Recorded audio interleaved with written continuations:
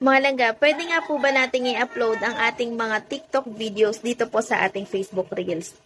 Sasagot po dyan mga langga is pwede pong oo at pwede pong hindi.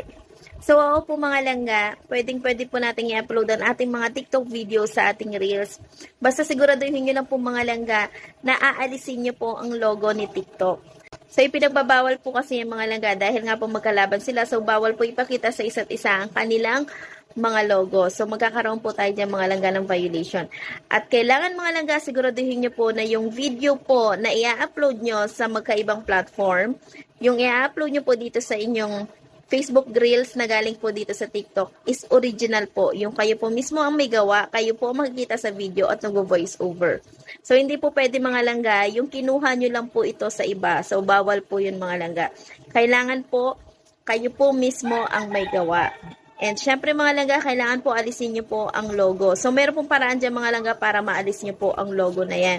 So pwede nyo pong tanggalin yan mga langga sa snaptik.com. So panoorin nyo na lang po mga langga yung video ko. Meron po akong tutorial kung paano po aalisin ang logo po ng TikTok. So, ang pinagbabawal lang po mga langga ni Facebook is yung mag-upload po kayo ng same video dito po sa kanyang platform. So, halimbawa po mga langga, meron po kayong dalawang account. So, in-upload nyo na po itong video nyo dito sa isang account, then i-upload nyo pa po dito sa pangalawa nyong account. So, magkakaroon po siya ng duplicate. Yung po ang bawal mga langga. Kasi mga langga, pwede po kayo magkaroon ng limited originality of content or unoriginal content. So, yun po ang ipinagbabawal mga langga kasi re-uploading po ang tawag doon. So, no naman po mga langga dahil nga po sa watermarks or logo.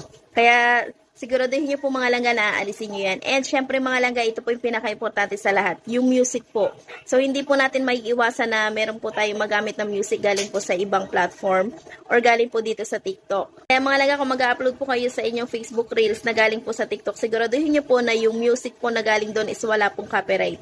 Kasi mga langga, kahit sa ibang platform pa po yan, kung gusto po talaga mag-claim ng may-ari ng kanyang music, kapag po nilagay po natin sa mga videos natin is magkakaroon po talaga siya ng copyright. Kaya mga langga, yan po ang ingatan nyo, yung music.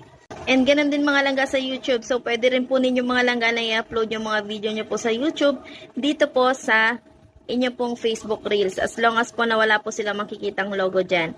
And maganda po ito mga langga kasi po kikita na po kayo dito mga langga sa Facebook, kikita pa po kayo dito sa ibang platform. So mga langga, dito po kasi mga langga sa YouTube, as long as po na monetize na kayo, is malaki po talaga ang bigaya dito sa ads.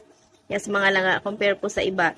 So, kung meron man po kayo mga langga video na original naman po kayo po mismo may gawa, pwede nyo po yung i-upload sa iba pong platform, dito po sa TikTok or sa inyo pong YouTube.